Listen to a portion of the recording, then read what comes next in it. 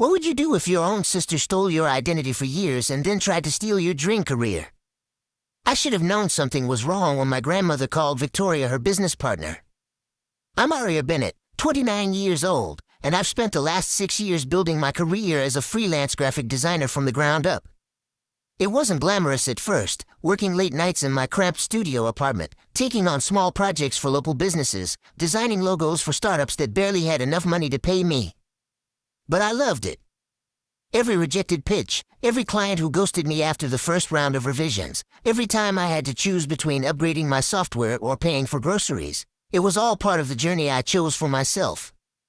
My older sister Victoria is 34 and has always struggled to find her footing.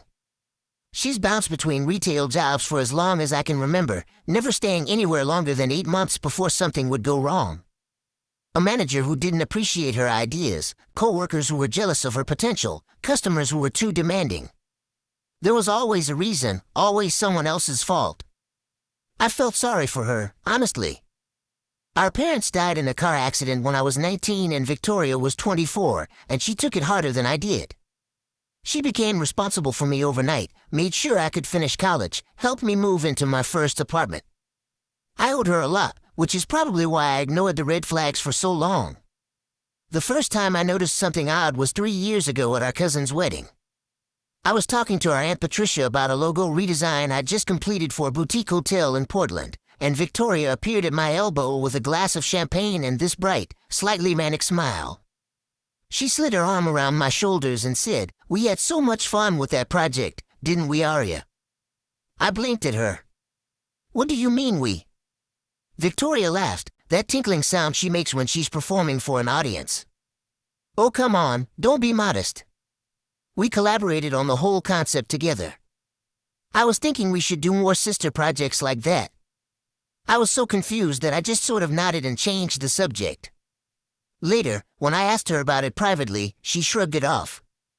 "I was just trying to be supportive," she said. "You're always so humble about your work.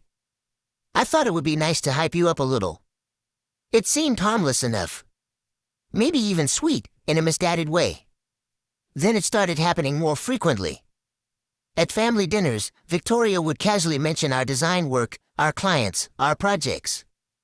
She started an Instagram account, posted photos of herself at coffee shops with her laptop open, aesthetic flat lays of design books and Pantone color cards. And mixed in with those posts were my designs. Not all of them, but enough. A logo I created for a farm-to-table restaurant, a brand identity package I developed for a wellness startup, a series of social media graphics I'd spent weeks perfecting. She never explicitly said she created them, but the implication was clear. These were on her page, in her grid, alongside captions about her creative process and her design philosophy. I confronted her about it maybe 18 months ago. We were at her apartment, and I'd just seen another post, this time a packaging design I'd done for a small batch coffee company. "Victoria, you need to take that down," I said. "That's my work. I designed that." She looked at me with this wounded expression. "I gave you credit in the caption. It says collaboration with my talented sister. It's buried in a paragraph of hashtags. Most people won't even see it. And it's not a collaboration. I did all the work." "You're being really selfish right now," she said. "I'm trying to build my own presence in the design world, and you can't stand to share the spotlight for 1 second. That's not what this is about. Isn't it, though?" Her voice went cold. "You've always thought you were better than me. Ever since we were kids. You got the scholarships, you got the opportunities, you got to be the golden child while I work retail to help pay your tuition." That hit hard because it was partially true. Victoria had made sacrifices for me. So I backed down. I told myself it didn't really matter, that my actual clients knew who did the work, that family harmony was more important than Instagram posts. I was wrong. 4 months ago, I got the email that changed everything. Dearson Hayes, the creative director at Meridian Brands, wanted to discuss a potential contract with me. Meridian Brands. They were massive, the kind of client that could transform a freelancer's career into something legitimate and stable. I'd been following their work for years, had submitted my portfolio to them twice before without even getting a response. The initial call went beautifully. Garrison loved my aesthetic, loved my approach to brand storytelling, loved the diversity of my portfolio. They were launching a new line of sustainable home goods and wanted a complete visual identity package, everything from logo to packaging to marketing materials. 6-month contract, $85,000, with the potential for an ongoing relationship if the launch went well. I was floating for days. I called Victoria to tell her the news because despite everything, she was my sister, my only real family besides our grandmother. She sounded genuinely happy for me, said all the right things about how I deserved this and how proud she was. 2 weeks later, I went to visit our grandmother Eleanor at her house in the suburbs. She's 81, sharp as ever but starting to slow down physically. Victoria was already there when I arrived, helping Gram organize her medication schedule. We had lunch together, the three of us, and it felt nice. Normal. Like we were really family. I must have left my laptop on the dining room table when I went to help Gram with something in her bedroom, because when I came back, Victoria was closing it. She smiled at me and said she'd just been checking her email real quick, hoped I didn't mind. Of course I didn't mind. We were sisters. Over the next few weeks, my communication with Meridian Brands continued. Garrison would email with questions about my process, my timeline, my rates for different deliverables. I answered everything promptly and professionally. But there were little things that felt slightly off. References to conversations I didn't remember having. Questions about whether Victoria Bennett was still available as a secondary contact. At one point, Garrison mentioned something about me being willing to work as part of a team structure rather than as the sole designer, which I'd never said. I figured there was just some confusion, some crossed wires in their internal communications. I didn't think much of it. Then 3 weeks ago, I got a call from Garrison that made my blood run cold. "Aria," he said, "I just want to touch base about the contract structure. Your sister Victoria reached out and suggested that given the scope of the project, it might make more sense for her to be listed as the primary contact and lead designer, with you as her associate. She mentioned that you two have been working together as a team for years and that she typically handles the client-facing aspects while you focus on execution. I wanted to hear your thoughts on that arrangement before we finalize anything." I sat there in my apartment, phone pressed to my ear, unable to form words. My heart was pounding so hard I could feel it in my throat. "Garrison," I finally managed to say, "I don't know what Victoria told you, but we are not a team. We have never worked together professionally. This is my contract, my work, my portfolio you reviewed. I don't even know how Victoria got your contact information." There was a long pause. "Oh," he said. "Oh. I see. Aria, I think we need to talk about this in more detail. Victoria has been emailing with several members of our team. She's provided what looks like a portfolio of work, and she's been very insistent that this is a partnership situation. We've already had preliminary discussions with her about the creative direction for the project." My hands were shaking. "Can you forward me those emails?" "All of them." "Of course," he said. "And Aria, I'm very sorry for the confusion. We'll hold off on any further communications until we sort this out." The emails arrived 10 minutes later, and reading through them was like watching my life get hijacked in real time. Victoria had been using my email account, must have gotten into it when she borrowed my laptop at Graham's house. She'd created a separate thread with Meridian's team, carefully avoiding directly copying me on anything. She'd sent them a portfolio, my portfolio, but with both our names on it. She told them that I was junior to her, that I had anxiety issues that made client communication difficult, that she'd been mentoring me for years and this would be a great opportunity for me to learn from her leadership. She'd scheduled a meeting for the following Monday, planning to show up in person and present herself as the lead designer on the project. I've never been a violent person, but in that moment, I wanted to scream. I wanted to throw something. I wanted to call Victoria and unleash every bit of anger and betrayal I was feeling. Instead, I forced myself to breathe, to think strategically. If I confronted her directly, she'd have time to cover her tracks, to spin a story, to make me look like the jealous younger sister who couldn't handle her success. I needed proof. I needed documentation. I needed to understand the full scope of what she'd been doing. I started with the obvious places. I went through my email account and changed all my passwords, enabled two-factor authentication on everything. I created a new folder and moved all the Meridian communications into it, including Victoria's fraudulent emails. I backed everything up to 3 different locations. Then I remembered something. Years ago, when our parents died, Victoria had set up a shared family cloud account for important documents, photos, memories we wanted to preserve. We both had access to it, though I rarely logged in anymore. It was mostly Victoria who used it, uploading random things, staying connected to the past in a way I couldn't quite manage. I logged in for the first time in probably a year. What I found made me physically ill. There was a folder labeled Business Development, and inside it was a systematic record of Victoria's theft of my identity and my work spanning over 5 years. Hundreds of my original design files, complete with metadata showing when I created them and on which devices.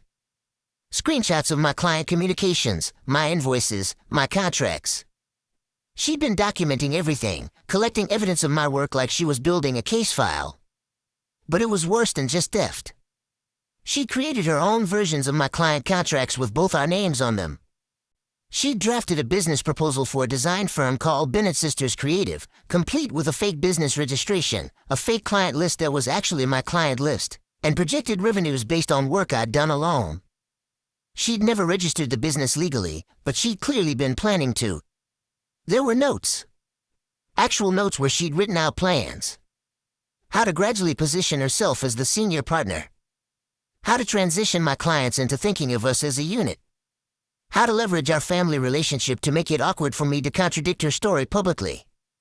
And most chilling of all, there was a document titled Meridian Strategy. She'd been planning this for months.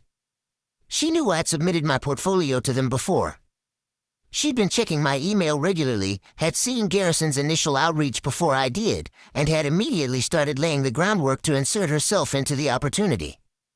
I sat in front of my computer for 3 hours, reading through everything, documenting it all. I took screenshots of screenshots, I downloaded files, I created a timeline of her deceptions with dates and specifics. And then I found the loan documents. Victoria had applied for a $12,000 small business loan using my name, my social security number, my credit history. She'd been making the minimum payments for 8 months, which is probably why I hadn't noticed the hit to my credit score yet. The loan was for business equipment and operational costs for Bennett Sisters Creative. That's when I knew this wasn't just sibling rivalry or professional jealousy. This was identity theft. This was fraud. This was criminal. I didn't sleep that night. I sat at my kitchen table with my laptop and my phone and a growing stack of printed documentation, and I built an airtight case against my own sister. First, I compiled a comprehensive packet for Meridian Brands. My original design files with creation dates and metadata showing they'd been made on my devices. My legitimate business registration as a sole proprietor. My actual portfolio website with years of updates and blog posts. Client testimonials that named me specifically. Screenshots of Victoria's Instagram posts with my work. The fraudulent emails she'd sent from my account. A timeline of her deceptions. I wrote a cover letter explaining everything as clearly and professionally as I could. I apologized for the confusion, expressed my horror at discovering what Victoria had done, and assured them that I was the sole designer they'd originally wanted to hire. I sent it at 6 in the morning, copying Garrison and 2 other executives I'd seen on the email chains. Then I filed a police report. That was the hardest part, walking into the station and telling a stranger that I needed to report my sister for identity theft and fraud. The officer who took my statement was kind but skeptical at first. I could tell he was thinking this was just a family dispute that didn't need law enforcement involvement. But when I showed him the loan documents, when I pulled up the credit report showing the account I'd never opened, his expression changed. "This is serious," he said. "This is a felony." "I know," I told him. "You understand that if we pursue this, your sister could face criminal charges, potentially jail time." "I understand." He looked at me for a long moment. "Are you sure you want to do this?" "I'm sure." By noon, I had a case number and a detective assigned to follow up with me. By 2 in the afternoon, Garrison Hayes had called me. "Aria," he said, and his voice was warm in a way it hadn't been during our last conversation. I just finished reviewing everything you sent. I am so sorry you're dealing with this. I can't imagine how betraying it must feel. Thank you, I said. I want to be very clear about something. We want to work with you. Not a team, not a partnership, you. Your work is extraordinary, and what your sister did is completely unacceptable. We're prepared to offer you a revised contract, 1 year instead of 6 months, $120,000, and a formal letter of apology for not catching the discrepancies earlier. I started crying. I couldn't help it. It was the validation I needed, the recognition that I was the wrong party here, that my work had value independent of Victoria's manipulations. We scheduled the contract signing for the following week. Garrison also mentioned that he'd be happy to serve as a reference if I needed to pursue legal action against Victoria, and that Meridian's legal team would cooperate fully with any investigation. The next 48 hours were a blur. The detective contacted me with follow-up questions. I provided additional documentation. They subpoenaed Victoria's bank records and email accounts. Apparently, once they started digging, they found even more evidence. She'd been doing this kind of thing on a smaller scale with other people's work too, not just mine. I didn't tell Victoria any of this was happening. I didn't warn her, didn't give her a chance to prepare a defense or destroy evidence. Part of me felt guilty about that, the part that remembered her taking care of me after our parents died, making sure I had enough to eat, driving me to campus when I had early classes. But then I'd remember the loan in my name, the years of systematic theft, the way she tried to steal the biggest opportunity of my career, and the guilt would evaporate. She found out when the police showed up at her apartment with a warrant for her arrest. She called me from the station, crying so hard I could barely understand her. "How could you do this to me?" she kept saying. "I'm your sister, I'm your only family, how could you betray me like this?" "I didn't betray you," I said quietly. "You betrayed me. For years. And I'm done pretending it didn't happen." She tried to claim it was all a misunderstanding, that she'd just been trying to help me, that she thought we were a team and I'd somehow miscommunicated our arrangement to her. She said I was being dramatic, that siblings share things, that I was going to regret destroying our relationship over money and professional jealousy. I hung up on her. Our grandmother called me that evening. I'd been dreading that conversation, knowing that Victoria would have already called her with her version of events, painting herself as the victim. But Gram surprised me. "Aria, honey," she said. "Victoria told me what happened. She's very upset." "I know," I said. "And I want you to know that I believe you." I started crying again. "You do?" "Of course I do. I've been watching the two of you for years, sweetheart. I've seen the way Victoria talks about your work, the way she tries to insert herself into your accomplishments. I thought maybe I was imagining it, that I was being uncharitable. But when she told me last month that she was my business partner, that she and you had been running a design firm together for years, I knew something was very wrong. You would have told me if that were true." "She did tell you that," I said. I wondered. "She's been telling me a lot of things apparently. That she's been managing your career. That you have social anxiety and need her to handle client communications. That you're not good with money and she's been helping you with your finances. I should have questioned it all sooner.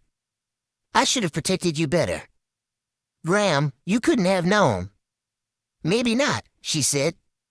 "But I'm fixing it now. I'm removing Victoria as the executor of my estate. I'm working with my lawyer to make sure everything is clear and documented. And I want you to know that whatever happens with the legal case, I support you completely." That conversation probably saved me. Knowing that Graham believed me, that she saw through Victoria's lies, made everything else bearable. The next few weeks were brutal. Victoria's lawyer tried to negotiate a plea deal, but the prosecutor wasn't interested in anything that didn't include restitution and consequences. The evidence was too strong, too comprehensive. Victoria had created a years-long paper trail of her own fraud. She ended up pleading guilty to identity theft and fraud charges. The judge sentenced her to 2 years in prison with the possibility of parole after 18 months, plus 5 years of probation, and ordered her to pay full restitution for the loan plus damages. She was also banned from using any of my work or my name professionally ever again. I didn't go to the sentencing. I'd said everything I needed to say in my victim impact statement, which the prosecutor read into the record. I wrote about the betrayal, about the years of gaslighting, about how she'd almost destroyed my career before it really started. I wrote about the loan I didn't know existed, the debt I didn't consent to, the credit damage I'd have to repair. But I also wrote about the professional damage, about how Meridian Brands could have blacklisted me in the industry if they'd believed I was part of some kind of scam operation, about how Victoria's actions could have ruined my reputation permanently. The judge called it one of the most egregious cases of familial identity theft she'd seen. My contract with Meridian Brands started 2 weeks after Victoria's sentencing.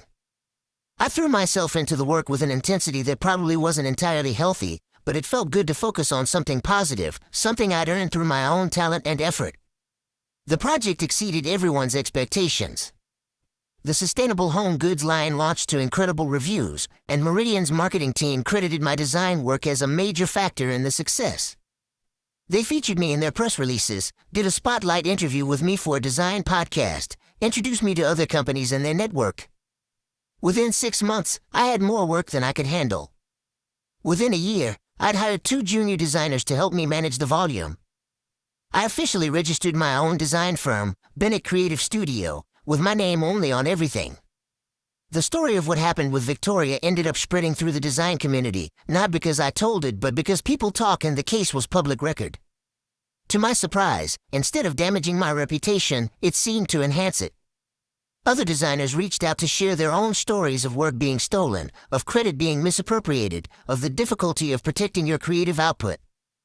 I got invited to speak on panels about intellectual property rights and professional boundaries. An industry publication wrote a profile of me that focused on resilience and advocacy. I won't pretend it was easy. There were days when I missed my sister, or at least missed the idea of having a sister. I think about our childhood, about the way she used to braid my hair before school, about the 2 of us giggling together at family gatherings. I'd wonder if there was something I could have done differently, some way I could have stopped her spiral before it became criminal. But then I'd remember the loan documents, the fake business proposal, the years of systematic deception, the way she'd looked at my biggest career opportunity and decided it should be hers instead. And I'd remember that the person I missed probably never really existed, or if she did, she'd disappeared long before I finally stopped her. I haven't spoken to Victoria since the day I hung up on her call from the police station. She's tried to reach me a few times, letters that I don't open, emails that go straight to a folder I never check. My lawyer advised me that any contact could complicate the restitution process and the terms of her probation, but honestly, I don't want contact anyway. I've built a life that doesn't include her, and it's better this way. Graham is doing well.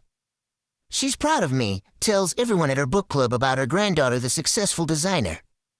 We have dinner together twice a month, and she never mentions Victoria unless I bring her up first. She told me once that she feels guilty for not seeing the signs earlier, for not protecting me. I told her the same thing I tell myself, that Victoria made her own choices and the consequences are hers to bear. My business is thriving. I just signed a 2-year contract with another major brand, and I'm in talks with a third. I'm hiring a project manager to help coordinate the growing workload. I'm teaching an online course about brand identity development. I'm living in a bigger apartment with an actual office space and huge windows that let in natural light while I work.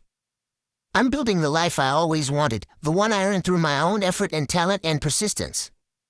Sometimes people ask me if I think Victoria has learned anything from this experience, if I think she understands the magnitude of what she did. I don't know. I hope so, but I'm not counting on it. What I do know is that it doesn't matter anymore. Her growth or lack of growth isn't my responsibility. Her redemption arc isn't my story to tell or facilitate. My story is about survival and success. It's about standing up for myself even when it meant destroying the only family relationship I had left besides my grandmother. It's about valuing my own work enough to fight for it. It's about learning that sometimes the people who've hurt us most are the ones we trusted without question. If I could go back and tell myself something 3 years ago, when Victoria first started appropriating my work at that wedding, I'd say trust your instincts. I'd say that family doesn't get to steal from you just because they're family. I'd say that professional boundaries aren't selfish, they're necessary. I'd say that sometimes the kindest thing you can do for yourself is to walk away from someone who refuses to respect you. But I can't go back. None of us can. We can only move forward with the lessons we've learned and the strength we've developed through surviving the hard things. I learned that I'm stronger than I thought. That my work has value independent of anyone else's validation or appropriation. That standing up for myself doesn't make me a bad person, even when it has devastating consequences for someone I loved.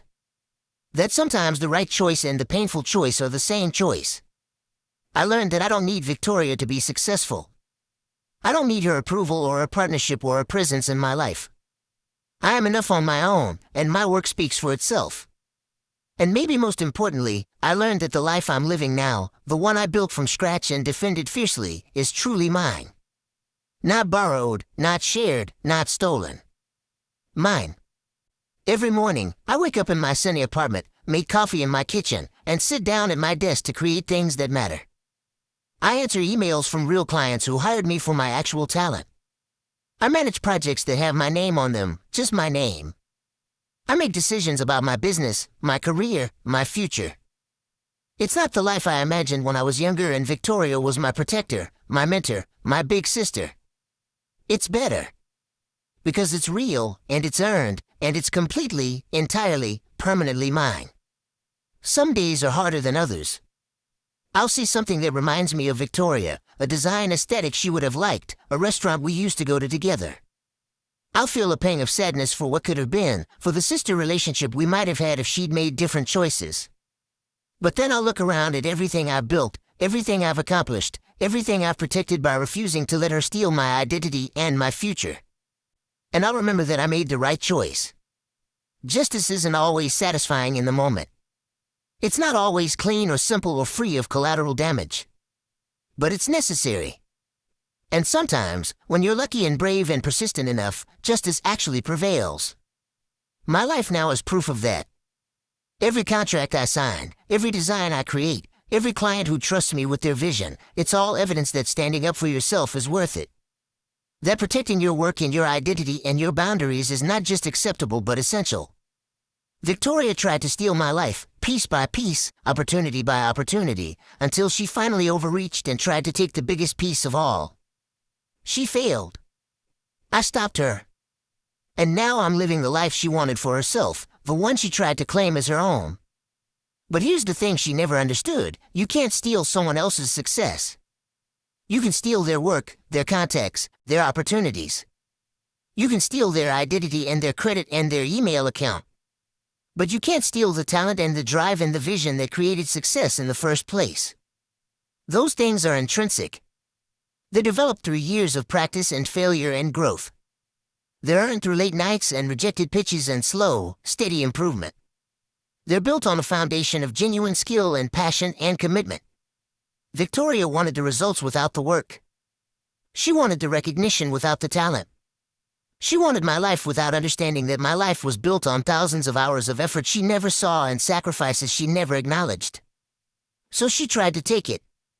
And she failed. And I won.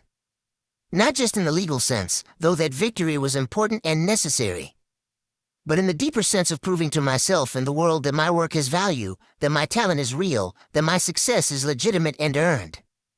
I'm 30 years old now. My business is growing. My reputation is strong. My future is bright and entirely under my own control. And Victoria is exactly where she put herself, facing the consequences of her own choices, while I live the borrowed life she tried to claim as her own. Except it was never borrowed. It was always mine.